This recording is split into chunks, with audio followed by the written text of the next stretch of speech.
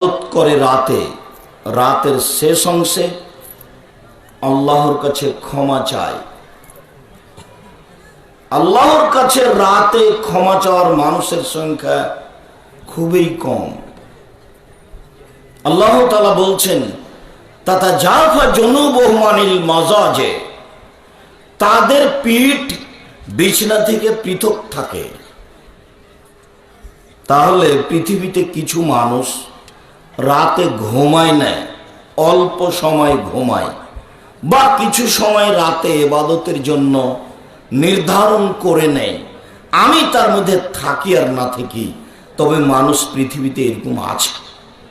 আল্লাহ তাআলা বলেন, ওয়াখিরুনা লিল আযকানি ইয়াবকুন ওয়া ইয়াজিদুহুম খুশুয়া, পৃথিবীতে হাজারো মানুষ একেবারে আল্লাহর ভয়ে কেঁদে মাটিতে লুটিয়ে পড়ে, তাদের কান্নার শব্দ তাদের ভীতিকে আরো বেশি করে দেয়। হয়তোবা আমি তার মধ্যে নই, আপনি তার মধ্যে নন। আমি আর আপনি এসব যুবক বোকা ছেলেগুলি, তো ওদের তো মোবাইলই বন্ধ হয় রাত 2টা 3টায়, তো লম্বা বড় মোবাইল রেখেছে, সব সময় ল্যাংটা মেয়ে নাচছে, জেনায় লিপ্ত। ও কি রাতের দাম দিবে? আর আপনাদের তো এখন পল্লী অঞ্চলে প্রত্যেকটা গ্রামে 3টে 4টে করে দোকান, টিভি আছে, ল্যাংটা মেয়ে নাচছে, সলাত আদায় করে হোক আর না করে হোক বসে আছে, দেখছে 12টা 1টা পর্যন্ত, 2টা পর্যন্ত, চক্ষু ঠান্ডা করে ল্যাংটা মেয়েকে দেখে কলিজা ঠান্ডা করে বেটা জান্নাত কিনতে চায়, ধর্ম পাগল হয়ে গেছে। তোমার কাছে এসেছি, এই ছেলে, আজ থেকে নিয়ে কোনোদিন তুমি দোকানে বসে বাবা আড্ডা পিটবা না। মানুষের জীবনে 4টা জরুরি কাজ মনে রেখো তুমি। 1, 5 ওয়াক্ত সালাত, 2, হালাল রুজি, 3, কোরআন তেলাওয়াত, 4, দুইজন যেখানে বসে আছে সেখানে আড্ডা না পিটা, সেখানে না বসা। তুমি দোকানে বসে ল্যাংটা মেয়ে দেখে দিন রাত কাটাও, তুমি ভালো, এই কথা কে বলেছে? তুমি শয়তান। তোমাকে ভালো কে বলে? তুমি পশু প্রাণীর মতো, বুঝেও বুঝে না ওরা অন্তর আছে, বুঝে না, দেখেও দেখে না ওরা চক্ষু আছে, দেখে না, শুনেও শোনে না ওরা কান আছে, শোনে না। উলাইকা কালানাম, তারা পশু প্রাণীর মতো, তারা গরু ছাগলের মতো, তারা কুকুর শ্রীগালের মতো, বালহাজাল, বরং তার চেয়ে খারাপ। তুমি তো পশু প্রাণীর মতো, তুমি তো কুকুর শ্রীগালের মতো। তুমি 2টা 1টা পর্যন্ত ল্যাংটা মেয়ে দেখো দোকানে বসে নিজের মোবাইলে, তোমাকে কে ভালো মানুষ বলে? তুমি নিজেই বলো যে আমি ভালো। এই ছেলে, তুমি নিজেই বলো যে আমি ভালো। তোমার বিবেচনা তোমাকে কি বলে? আমাদের চাঁপাইনবাবগঞ্জে একটা কথাতে আমি বলেছি যে ডুলি বিবি শব্দটাই পেশাব করে দিতে হবে। মানে ডুলি বিবি তো যাওয়া দূরের কথা, ডুলি বিবি শব্দটা আমরা আর ব্যবহার করব না। কেন? ওই শব্দে পেশাব করে দিই। তো তুমি আজকে বলো যে বড় মোবাইলে পেশাব করে দিলাম। তুমি যদি নিজেকে মানুষ মনে করো, যদি মনে করো আমি পশু, তা আমি তো পশু হয়েই গেছি। শোনো, আল্লাহ তোমাকে পশুর মতো বলেছেন, পশু বলেননি। আর তুমি তো গ্রামের মানুষ, পশু বুঝে না কথা, কিন্তু তুমি বুঝো। আল্লাহ বলছেন ওরা পশুর মতো, বুঝেও বুঝে না, বুঝবে তো বুঝেও বুঝে না যে সে হলো পশু। গরু যখন চড়াচ্ছিলে তখন গরু ধানের দিকে যাচ্ছে, তখন তুমি বলছো এ, তো থেমে গেল, তো একটু পরে আবার যাচ্ছে, তার মানে বুঝেও বুঝেনি। এই জন্য তো পশু। তুমিও যদি বুঝেও না বুঝো, তাহলে তুমিও কি পশু? তুমি তো বুঝতে পারছো যে এটা খারাপ, এইটা কেন তোমার সাথে? তুমি কেন দোকানে আড্ডা পিটো? তুমি কেন এইভাবে বিড়ি সিগারেটে মত্ত থাকো? তুমি কেন ল্যাংটা বেটি ছেলের পিছনে ঘুরো? তোমার মোবাইলে কেন ল্যাংটা বেটি ছেলে দিন রাত নাচে? তুমি কি পশু? তুমি কি গরু ছাগল? সম্মানিত দিনী ভাই বোন, বলছিলাম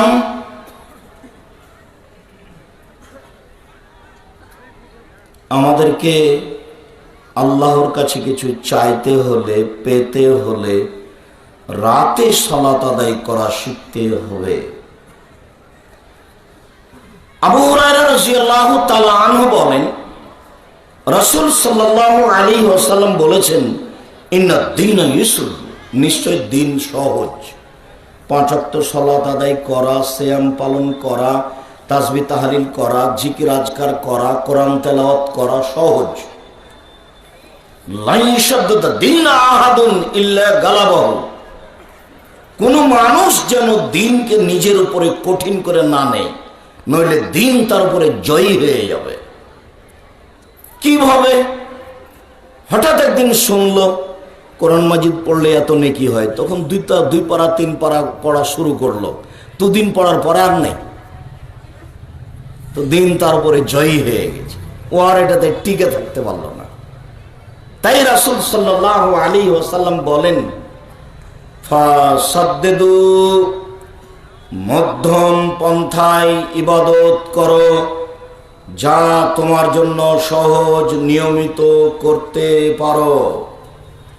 অকারিবু, পরিমিত হিসাব করে ইবাদত করো, যা তোমার জন্য সহজ। অবসরু, সুসংবাদ গ্রহণ করো, পরস্পরকে সুসংবাদ দাও, কেউ কাউকে দিনের ব্যাপারে কিছু বলে বিপাকে ফেলিও না। ওয়াস্তাইনু বিল গুদওয়াতি ওয়ার রাওহা ওয়া শাইয়্যিন মিনাদ দুলজা, আর 3টা সময় আল্লাহর কাছে সাহায্য চাও, একটা সকালে, বিকালে, রাতের কিছু অংশে। সূর্য ডুবার পূর্বে, সূর্য ওঠার পূর্বে, আর রাত 2টা, 1টা, 3টার পরে। সূর্য ডুবার পূর্বে এটা খুব কঠিন, কাবলা তলুই শামস কাবলাল গরুব। সূর্য ডুবার পূর্বে এই সময়ে সবাই দোকানে বসে আড্ডা পিটে, এই সময়ে মানুষ জমিতে কাজ করে। সূর্য ডুবার আধা ঘন্টা 40 মিনিট পূর্বে মসজিদে বা কোথাও বসে তাসবিহ তাহলিল জিকির আজকার করা মানুষের জন্য কঠিন।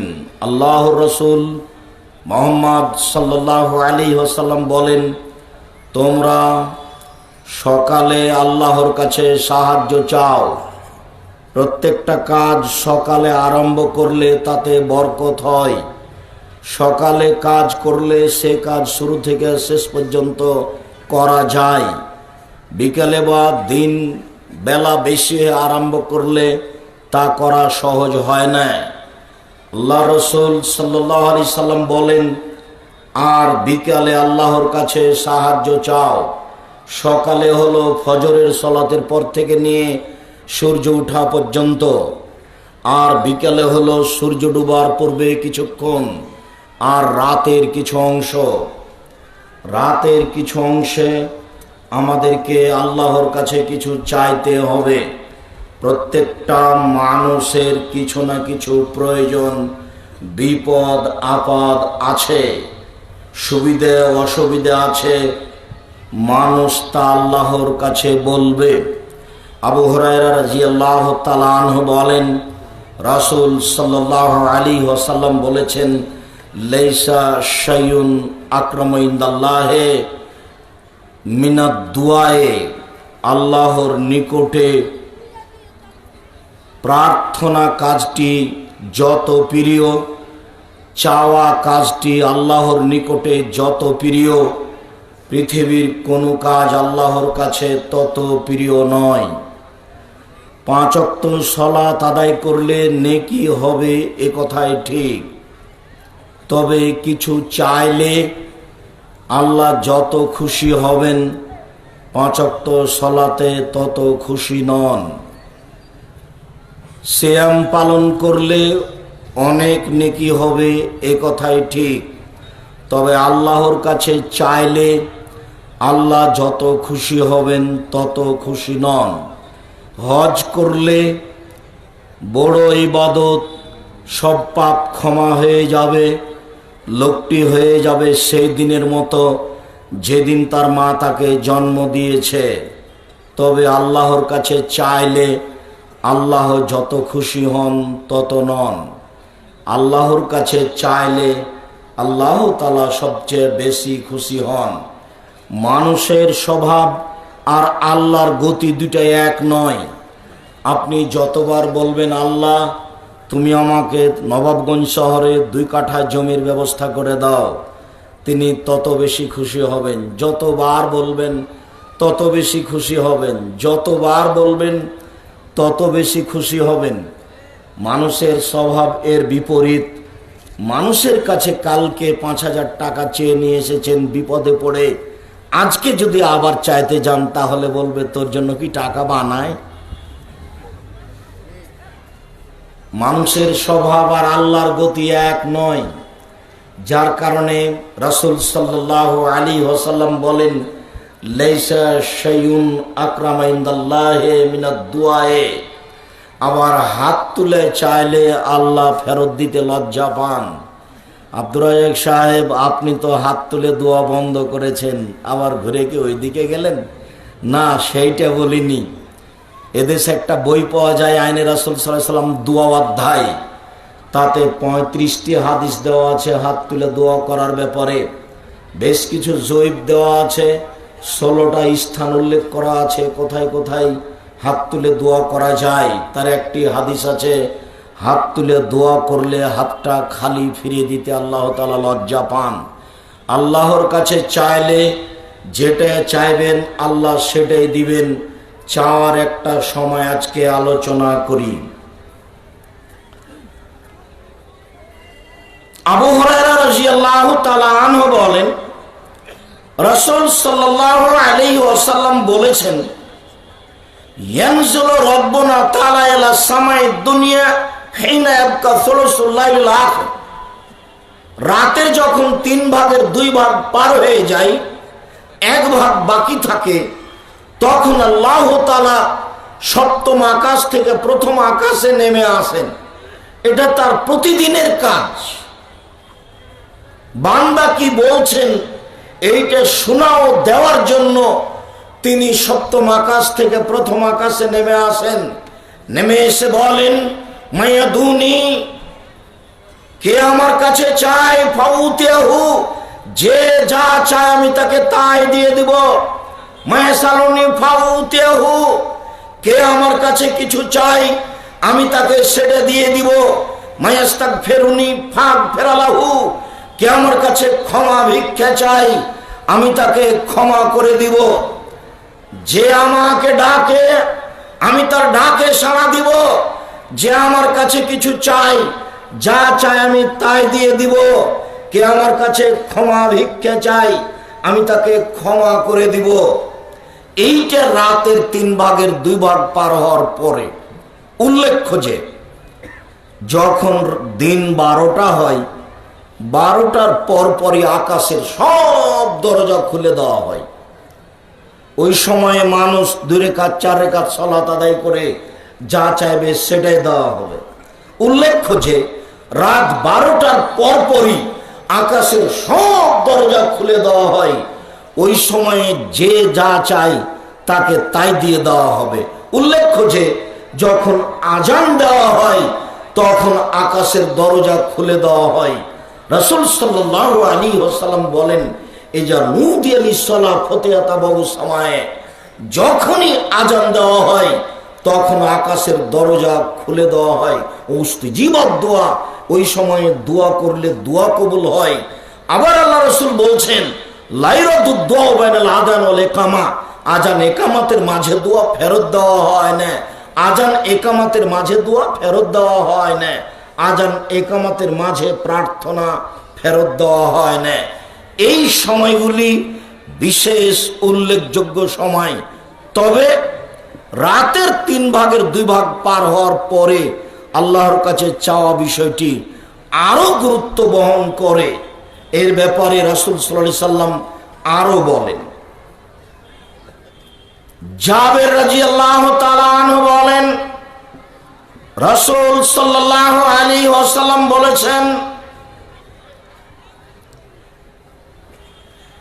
ইন্না ফিল লাইলি লাসা লা ইয়াফিকুহা রাজুলুন মুসলিম, নিশ্চয় রাতের একটা সময় রয়েছে, নিশ্চয় রাতে একটা অল্প সময় রয়েছে ওই সময়ে যে কোনো পুরুষ যে কোনো নারী, ওই সময়ে যে কোনো পুরুষ যে কোনো নারী, ওই সময়ে যে কোনো পুরুষ যে কোনো নারী ইয়াসআলুল্লাহ মিন আমরি দুনিয়া ওয়াল আখিরাহ, পরকালের কিছু বা ইহকালের কিছু, পরকালের কিছু বা ইহকালের কিছু আল্লাহর কাছে চাই, ইল্লা তাহু ইয়াহু, আল্লাহ তাকে দিবেনই, দিবেন, অবশ্যই দিবেন, অবশ্যই দিবেন।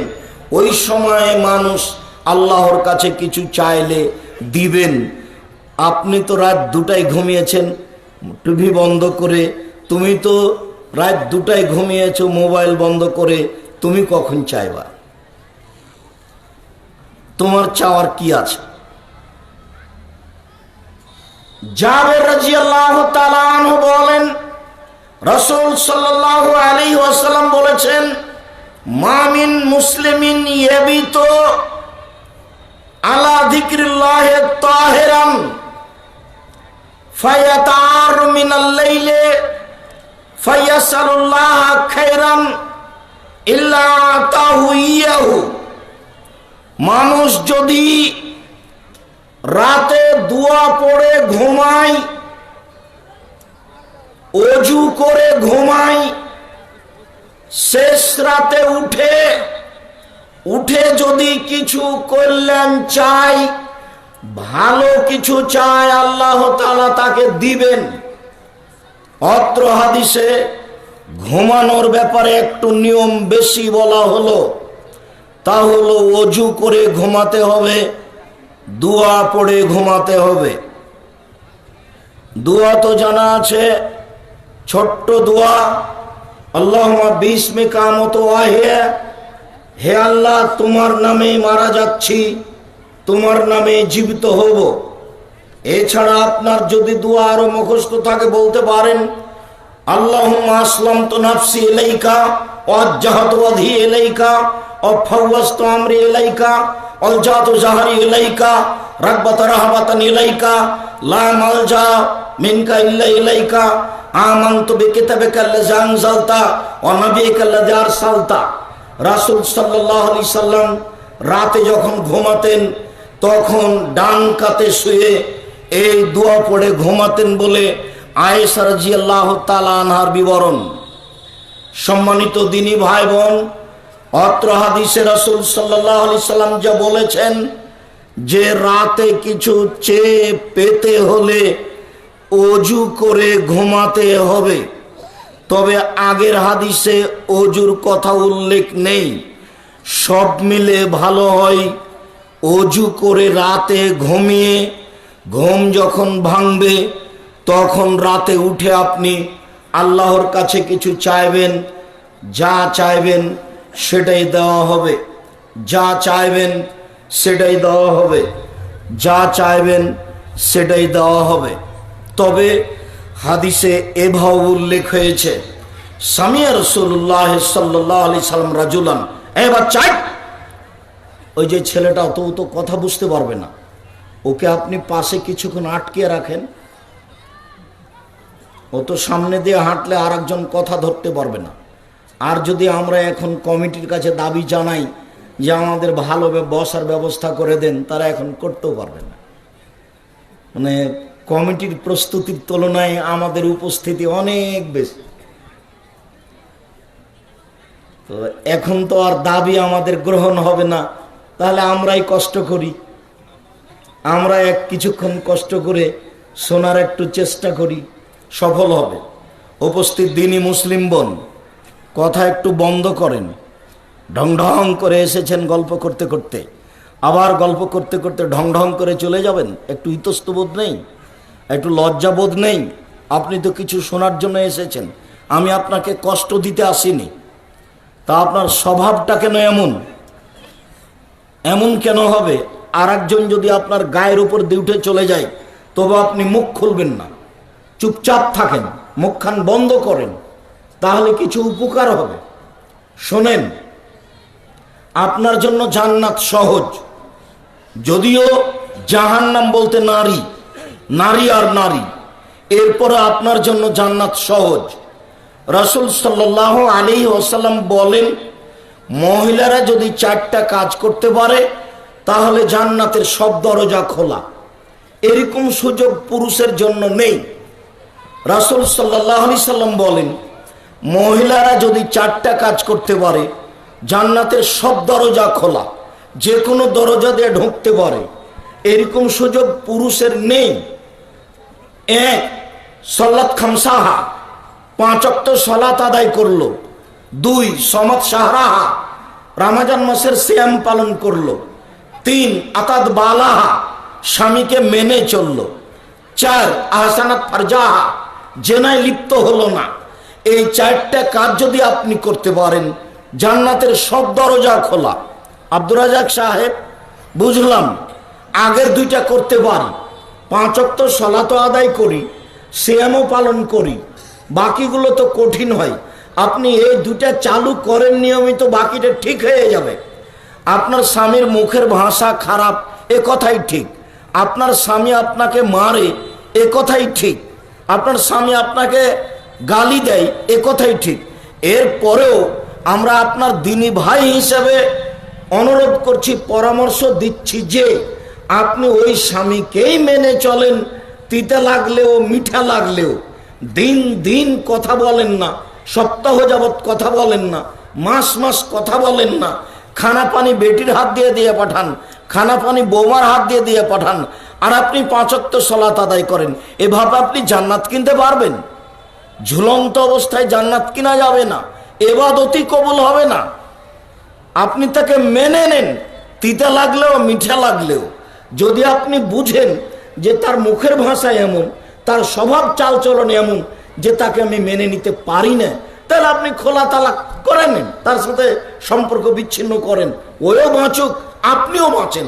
কিন্তু আপনি মাঝামাঝি থেকে গেলেন, কথাও বলেন না, কাজও করেন না, 1 গ্লাস পানি চাইলে ঠেক্কস করে সামনে দিয়ে সরে চলে আসেন, এটা তো ঠিক নয়। আর আমি আপনাদেরকে বলি সব সময় যে স্ত্রীর সাথে এত খারাপ ব্যবহার করেন কেন? কেন গালি দিবেন? কেন তার নিন্দা করেন?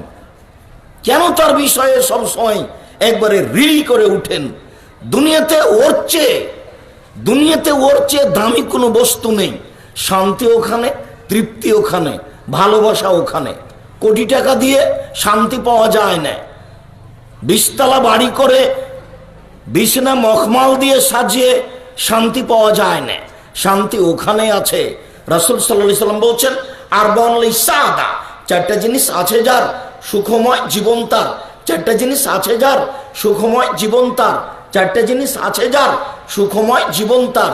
1, আল মারাতু সলেহা, ভালো বউ, ভালো স্ত্রী।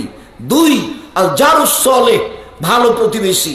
3, আল মারকাবুল হানি, একটা ভালো গাড়ি, সাইকেল, চেন পড়ে না। 4, আল বাইতুল ওয়াসে, প্রশস্ত ঘর, যে ঘরটাতে মেহমান বসে, যেখানে মেহমানকে খেতে দেওয়া লাগে, অন্তত সেটা বড় হতে হবে।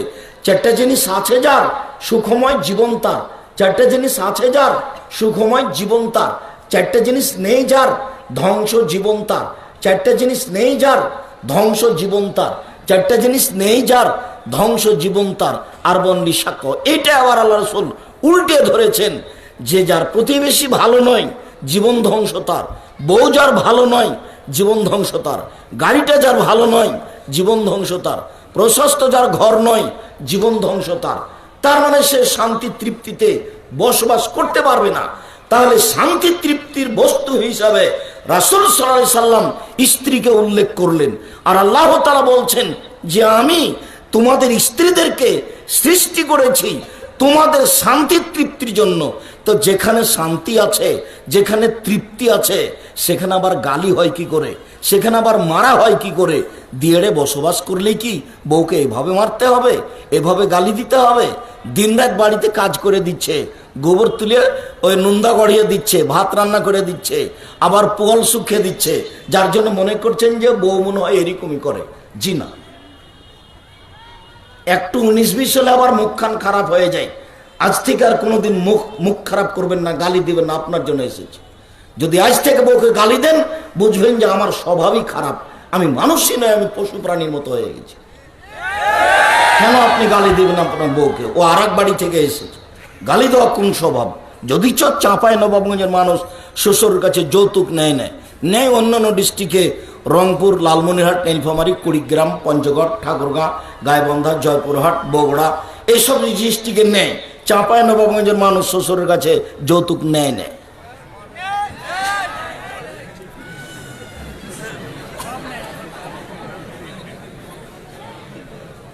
যদি দু একজন ভুল করে থাকো, আগামীকাল সন্ধ্যা হতে হতে যৌতুক ফেরত দিবে, ভিক্ষা করে খাও।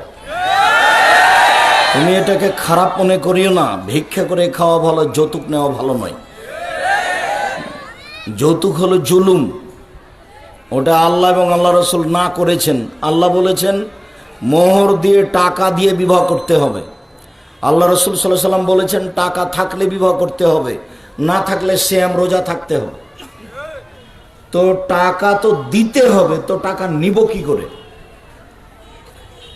এত কাপুরুষ হয়ে বসবাস করার কেন প্রয়োজন হলো? এই ছেলে, তোমার বাপ টাকা নিয়েছে, তার তো ভিক্ষা করে খাওয়া। বলে দেখো তোমার বাপের কাছে তুমি আছো নাকি, দেখো তোমার বাপ খার মুখ খান কালো হয়ে গেছে, দেখো তোমার বাপের পাশে বসে আছো নাকি। তোমার বাপকে বলতে পারো না যে কাজ করে খাবো, টাকা নিব কেন শ্বশুরের কাছে? দেখো বাপ বেটার মুখ কালো হয়ে গেছে, লজ্জা পায় না? একটু শরম লাগে না? একটু খারাপ লাগে না? একটু ইতস্তবোধ লাগে না? ভিক্ষা করে খাবা বেটা, যৌতুক নিবা কেন? মানুষের বাড়িতে কাজ করে খাবা। আব্দুর রাজ্জাক সাহেব, ভিক্ষা করে খাবো কেন? মানুষের বাড়িতে কাজ করে খাবো, ভিক্ষা করবো কেন? ভিক্ষা করার কথা আমিও বলি না। ভিক্ষা করে খাবো কেন? কাজ করে খাবো, যৌতুক নেবো কেন? স্ত্রীর সাথে ভালো আচরণ করতে হবে, গালি দিতে হবে না, কটু কথা বলতে হবে না। ও খুব দামি সম্পদ, খুব দামি জিনিস, তাকে ঘেরে রাখতে হয়, ঢেকে রাখতে হয়। চাঁপাইনবাবগঞ্জের বাড়ি ঘর ঠিক চতুর্দিক ঘেরা আছে বটে, কিন্তু চাঁপাইনবাবগঞ্জের মহিলারা বুঝলো যে গোটা গ্রামের লোক সবাই হলো চাচা, সবাই হলো ভাই। এইটা তো নোংরা নীতি, এটা তো খারাপ স্বভাব, এটা তো নোংরা নীতি, এটা তো খারাপ স্বভাব। গোটা গ্রামের লোক, সে আমার প্রতিবেশী, কিন্তু সে আমার ভাই হলো কখন? সে আমার চাচা হলো কখন? আমি তাকে গ্রাম্য চাচা বলে ডাকি, কিন্তু সে আমার বাড়িতে ঢুকে আমার পাশে বসে থাকবে, এটা তো হতে পারে না। সাতক্ষীরা খুলনাতে বাড়ি ঘেরা নেই, ওইদিকে একটা ঘর, এদিকে একটা ঘর, মধ্যে গরুর গাড়ির রাস্তা, এটাই নাকি বাড়ি। এরকম ভাবে তাদের জীবিকা নির্বাহ চলছে। রান্নাঘর একদিকে, থাকার ঘর একদিকে, গোটাটাই ফাঁকা। চাঁপাইনবাবগঞ্জে এরকম কোনো বাড়ি নাই, সবটাই ঘেরা আছে, কিন্তু গোটা গ্রামের লোকই নাকি চাচা, আর গোটা গ্রামের লোকই নাকি ভাই। কিভাবে ওরকম চাচা হলো? তাহলে তো চট্টগ্রামের মতো হয়ে গেল। চট্টগ্রামে বিবাহের দিন একটা উকিল ধরে, এদিকে উকিল ধরে, তবে ওটা উকিল বাপ নয়, ওরা ধরে যে এটা উকিল বাপ। সেদিন থেকে বাপ নাকি আর বাপ নয়, সেদিন থেকে উকিলে নাকি বাপ। এখন ওই উকিলে ওই মেয়েকে নিয়ে আসে, আবার এই উকিল বাপই ওই মেয়ের বাড়িতে বেড়াতে যায়। এখন ওরা আজ থেকে বাপ বেটি, বাপ নাকি আর বাপ নয়, এইভাবেই চলছে। যদি আমি বলেছি চাঁপাইনবাবগঞ্জ জেলায় বিবাহের এমন কোনো কাজ নাই যেটা জায়েজ। বড় বড় আলেম ওলামা পাশে বসে আছেন, আমার চোখে আঙ্গুল দিয়ে দেখাতে হবে আব্দুর রাজ্জাক সাহেব কথা ভুল হয়েছে, ফিরিয়ে নিতে হবে। চাঁপাইনবাবগঞ্জের এই নীতিটা জায়েজ আছে।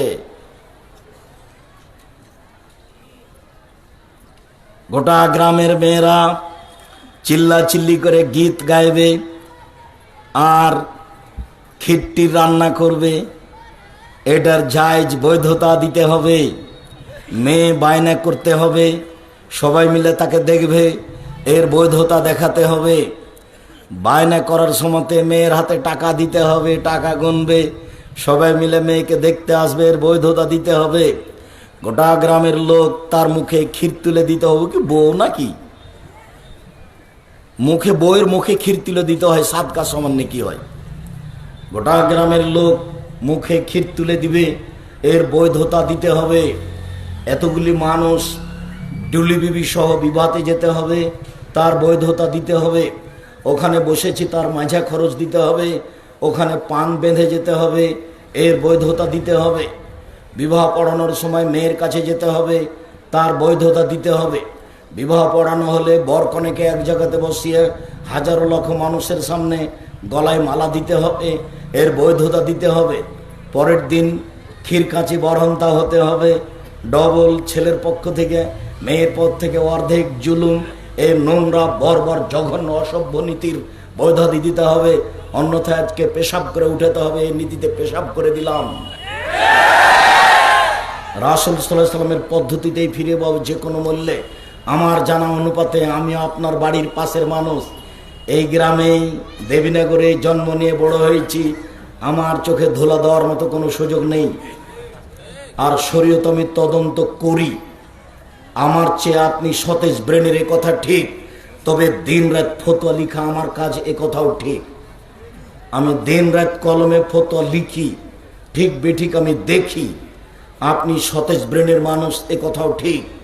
আর আমি দিন রাত ফতোয়া লিখি, দেখি, এ কথাও ঠিক। সম্মানিত দিনী ভাই বোন, বলছিলাম মহিলারা যদি 4টা কাজ করতে পারে, জান্নাতের সব দরজা খোলা। 3 নম্বর কোথায় এসে আটকেছিলাম? আব্দুর রাজ্জাক সাহেব, 5 ওয়াক্ত সালাত আমরা আদায় করি, রমজান মাসে সিয়াম পালন করি, তবে স্বামীকে মেনে চলতে পারি না। স্বামী গালি দেয়, মুখ খারাপ। আপনাকে অনুরোধ জানাচ্ছি, আজ থেকে গালি দিয়েন না। আর আপনি দিনী বোন, আপনাকে আমি অনুরোধ জানাচ্ছি, স্বামীকে মেনে নেন। তিতে লাগলেও মিঠা লাগলেও, গালি দিলেও মারলেও মুখখান বন্ধ রাখেন, সংসার সুখী হবে। প্রতিবাদ করলে সংসার দুর্বল হবে। যদি তালাক হয়ে যায়, আর এক জায়গাতে বিবাহ হয়, তাহলে সে সংসার ভালো নাও হতে পারে, তখন আরও সমস্যা নেমে আসবে। 4 আব্দুর রাজ্জাক সাহেব, 4 নম্বর কথাটা জেনায় লিপ্ত না হওয়া। তাহলে তো আমার জেনা একবার ঘটে গেছে, এখন কি করা যায়? এর জন্য আপনি চিন্তা করবেন না, তওবা করেন, কান্নাকাটি করেন। আল্লাহ তাআলা বলেন, ওয়ানাহা নাফসা আনিল হাওয়া ফাইনাল জান্নাতু হিয়াল মাওয়া। পৃথিবীর মানুষ শুনে রাখো, তোমরা যদি অশ্লীল কাজকে বন্ধ করতে পারো, পৃথিবীর পুরুষ নারী শুনে রাখো, তোমরা যদি অশ্লীল কাজকে বন্ধ করতে পারো, আমি আল্লাহ তোমাদেরকে জান্নাতুল মাওয়া দিয়ে দিলাম। আপনি এই কাজ বন্ধ করেন। এই ছেলে, তুমি এই মোবাইলে ল্যাংটা মেয়ে দেখা বন্ধ করো, জেনা দেখা বন্ধ করো, আল্লাহ তোমার জন্য জান্নাতুল মাওয়ার ব্যবস্থা করে রেখেছে। কোনো মেয়ে জেনার প্রস্তাব দিলে তুমি বলো আমি আল্লাহকে ভয় করি, তাহলে বিচারের মাঠে তোমার জন্য একটা বিশেষ ছায়া থাকবে। এ কথা আমি বলিনি, এ কথা মুহাম্মদ সাল্লাল্লাহু আলাইহি ওয়াসাল্লাম বলেছেন, হাদিস বুখারী মুসলিম। সম্মানিত দিনী বোন, আপনাকে এখানে আরেকটা কথা বলে রাখছি, শুনুন। আপনার জন্য জাহান্নাম, এ কথা ঠিক, তবে জান্নাত, এ কথাও ঠিক। রাসূল সাল্লাল্লাহু আলাইহি সাল্লাম বলছেন যে আমি যখন জাহান্নাম দেখলাম, তখন দেখি নারী আর নারী, নারী আর নারী, শুধু নারী। পুরুষ তো আছে, তো নারী বেশি। তো এইখানে আপনাকে একটা কথা বলি, যে রাসূল সাল্লাল্লাহু আলাইহি সাল্লাম বলছেন 3 শ্রেণীর মানুষ জাহান্নামে যাবে। 3 শ্রেণীর মানুষ জাহান্নামে যাবে। 1, মদমিনুল খামর, যারা নিয়মিত বিড়ি, তামাক, জর্দা, সিগারেট, গুল, নেশাদার দ্রব্য খায়, পান করে, তারা জাহান্নামে যাবে। আজ থেকে আর সিগারেট মুখে উঠাবা না তুমি। তোমাকে বলছে, এই ছেলে, তোমাকে বলছে, তুমি লজ্জা করো, তুমি শরম করো, তুমি হায়া করো, তুমি নিজেকে মানুষ মনে করো। তোমার দোকানে যে, তোমাদের গ্রামে যে দোকানে বিড়ি আছে না, এই বিড়ি আর কোনোদিন বিক্রি হবে না, তাকে ফেলে দিতে হবে, এই পর্যায়ে চলে যাও আজকে। ও তো হারাম। আল্লাহ রাসূল বলছেন, আফজালুল মুজাহিদ মা ইউজাহিদু নাফসাহু, সবচেয়ে শক্তিশালী ভালো জিহাদকারী হচ্ছে ওই যে আত্মার বিরুদ্ধে জিহাদ করতে পারে। এই ছেলে, আত্মার বিরুদ্ধে জিহাদ হলো আর কোনোদিন মোবাইলে ল্যাংটা মেয়ে দেখবে না, তার নাম তুমি সবচেয়ে বড় মুজাহিদ, সবচেয়ে বড় জিহাদকারী। আজ থেকে তুমি আমার আর কোনোদিন বিড়ি সিগারেট মুখে তুলবা না, তার মানে তুমি জিহাদ ঘোষণা করেছো আত্মার সাথে। আত্মা বলছে বিড়ি খাও, সিগারেট খাও, আর তুমি বলছো না। আত্মা বলছে যে তুমি এই বড় মোবাইলে ল্যাংটা মেয়ে দেখো, আর তুমি বলছো না। দুইটা মুখামুখি চলছে। তোমার বিবেক বলছে এটা খারাপ, আর আত্মা বলছে এটা করতে হবে। ইন্না নাফসালা আমারাতু বিসুয়ে, আত্মা মানুষকে পাপের আদেশ করে। আত্মার কাজই তাই, মনের কাজই তাই। মন বড় খারাপ, মন মানুষকে বিপদে টেনে নিয়ে যায়। মনের বিরোধিতা করতে হবে তোমাকে। আবু হুরায়রা রাদিয়াল্লাহু তাআলা আনহু বলেন, রাসূল সাল্লাল্লাহু আলাইহি সাল্লাম বলেছেন, হুজবাতুন নার বিশাওয়াত, জাহান্নাম ঘেরা আছে ইচ্ছা দিয়ে। মন মতো চলে যে জাহান্নামে যাবে সে, মন মতো চলে যে জাহান্নামে যাবে সে। হুজবাতুল জান্নাত বিল মাকারিহ, নিয়ম নীতি কষ্ট ক্লেশ ত্যাগ তিতিক্ষা অনেক কিছু দিয়ে জান্নাত ঘেরা আছে। জান্নাত পাওয়া সহজ নয়, জাহান্নাম পাওয়া সহজ। দোকানে বসে আড্ডা পিটে যে মন মতো চলে সে, মানুষের বদনাম করে যে মন মতো চলে সে, সুদ ঘুষ খায় যে মন মতো চলে সে, দাড়ি চাঁচে যে মন মতো চলে সে, টাকনো নিচে প্যান্ট পরে যে মন মতো চলে সে, ঝগড়া বিবাদ করে যে মন মতো চলে সে, জোর করে জমি দখল করে যে মন মতো চলে সে, সুদ ঘুষ খায় যে মন মতো চলে সে, নগ্ন পোশাক পরে যে মন মতো চলে সে, মন মতো চলে যে জাহান্নামে যাবে সে। এ কথা মুহাম্মদ সাল্লাল্লাহু আলাইহি ওয়াসাল্লাম বলেন, হুজবাতুন নার বিশাওয়াত, মনের ইচ্ছা দ্বারা জাহান্নামকে ঘেরা আছে। মন মতো চলাই হচ্ছে বিপজ্জনক ব্যাপার। ত্যাগ তিতিক্ষা করে বেঁচে থাকতে হবে, আত্মার সাথে জিহাদ করে বেঁচে থাকতে হবে, তাহলে জান্নাত প্রতীক্ষমান রয়েছে, যা মুহাম্মদ সাল্লাল্লাহু আলাইহি সাল্লাম বলেন। সম্মানিত দিনী বোন, আপনার সাথে একটা জরুরি কথা আছে, তারপরে ফিরে আসছে এদিকে দেখুন। আবু হুরায়রা রাদিয়াল্লাহু তাআলা আনহু বলেন, রাসূল সাল্লাল্লাহু আলাইহি ওয়াসাল্লাম বলেছেন, সিনফান মিন আহলিন নার লাম আরাহুমা, দুই শ্রেণীর মানুষ আছে ওরা জাহান্নামে যাবে, আমি তাদের দেখিনি। দুই শ্রেণীর মানুষ আছে ওরা জাহান্নামে যাবে, আমি তাদের দেখিনি। দুই শ্রেণীর মানুষ আছে ওরা জাহান্নামে যাবে, আমি তাদের দেখিনি। কওমুন মাহুম সিয়াব, এক শ্রেণীর মানুষ তাদের হাতে থাকবে লাঠি, কাজনাবিল বাকারে, গাভীর লেজের মতো, একদিক মোটা একদিক চিকন। এক শ্রেণীর মানুষ তাদের হাতে থাকবে লাঠি, গাভীর লেজের মতো, একদিক মোটা একদিক চিকন। এজরুবিহান নাস, তাদের তারা মানুষকে মারবে, এরা যাবে জাহান্নামে। প্রশাসনের লোকের হাতে এরকম লাঠি থাকে, কলেজ বিশ্ববিদ্যালয়ে পড়ে যে তাদের সাথে এরকম লাঠি থাকে, মারামারি করে। এই গ্রামে নির্বাচন করে যারা, তাদের অনেকের হাতে এরকম লাঠি থাকে, সময় এসব লাঠি ব্যবহার করে, এরকম লাঠি দিয়ে মানুষকে মারে যে জাহান্নামে যাবে সে, আমি তাদের দেখিনি। দুই, নিসাউন, মহিলা, কাশিয়াতুন, কাপড় পরে থাকে, আর এতুন, উলঙ্গ, মমিলাতুন, তারা পুরুষকে নিজের দিকে আকৃষ্ট করে, মায়লাতুন, তারা নিজেরা আকৃষ্ট হয়। লায়াদখুলুল জান্নাহ, এরা জান্নাতে যাবে না, জান্নাতে তো যাবে না, যাবে না। ওয়ালা ইয়াজিদুনা রিহাহা, জান্নাতের গন্ধ পাবে না। ফাইনা রিহাল তুজাদু মিন মাসিরাতি কাদা ওয়া কাদা, যে জান্নাতের গন্ধ 1 বছরের দূরত্ব পথ থেকে পাওয়া যায়, সেই জান্নাতের গন্ধ সে নারী পাবে না। পুরুষের পোশাক পরে যে সে জান্নাতে যাবে না, এরকম মহিলা যে সে জান্নাতে যাবে না। সম্মানিত দিনী ভাই, সম্মানিত দিনী বোন, আপনার পোশাক আপনি নিজেই দেখুন।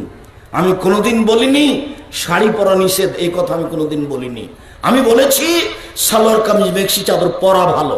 শাড়ি যদি পরেন তাহলে 2 ছাড়ের ব্লাউজ পরতে হবে, যার হাত হবে কবজি পর্যন্ত, নিচের দিক কোমরের নিচে চলে যাবে। আমি এই পরামর্শ দিয়েছি। শাড়ি পরে আপনি রিক্সায় ভ্যান অটোতে উঠলে আপনাকে পামুজা পরতে হবে, নইলে পা যখন উঠাবেন তখন হাঁটু পর্যন্ত দেখা যাবে। তা আপনার তো শরীর খোলা আছে, ছোট ব্লাউজ পরে থাকেন, দেবর দেখে ভাসুর দেখে। এই গ্রামে সবাই মিলে বসবাস করছেন এক বাড়িতে, 3-4 যাও মিলে। এটা বসবাস করা কেমন? এটা দিয়ে কিভাবে আপনি মনে করতে পারেন যে আমি একজন পরহেজগার মানুষ, আমার জন্য জান্নাত অপেক্ষা করছে? সিদ্ধান্ত পরিবর্তন করুন, আপনি আমার দিনী বোন। সিদ্ধান্ত পরিবর্তন করুন, আপনি আমার দিনী ভাই। 3 শ্রেণীর মানুষ জাহান্নামে যাবে। 1, মধুমিনুল খামর, যারা নিয়মিত বিড়ি তামাক জর্দা সিগারেট গুল নেশাদার দ্রব্য খায় পান করে।